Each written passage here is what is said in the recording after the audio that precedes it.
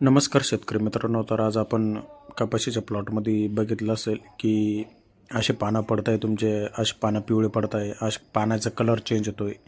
तर हे कशामुळे होतं शेतकरी मित्रांनो, याच्यावरती जर तुम्ही चांगलं लक्ष देऊन जर ऑब्झर्वेशन केलं तर तुमच्या लक्षात येऊन जाईल की ही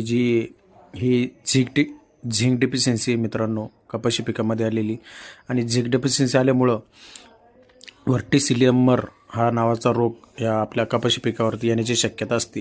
त्याच्यामुळे आपल्याला लवकरच्या लवकर कंट्रोल करणं खूप गरजेचं आहे. यासाठी आपल्याला फवारणीमध्ये पुढच्या वेळेस वापरताना 12% झिंकचं फवारणी करायची आहे. त्याच्यामध्ये आपल्याला झिंक 30 ग्रॅम वापरायचं आहे प्रति 20 लिटर पंपाला. आणि त्याच्यासोबत ब्ल्यू कॉपर बुरशीनाशक घ्यायचं आहे. जे ब्ल्यू कॉपर बुरशीनाशक जे इन्फेक्शन आहे, इन्फेक्शन रोखण्यासाठी आपल्याला खूप मदत करतं. त्याच्यामुळे ह्या दोन गोष्टी आपल्याला आवर्जून करायच्या पुढच्या फवारणीमध्ये. आणि ह्या रोगाला लवकरात लवकर कंट्रोल करायचं. याचा जर प्रादुर्भाव वाढला तर आपलं पीक धोक्यात येण्याची शक्यता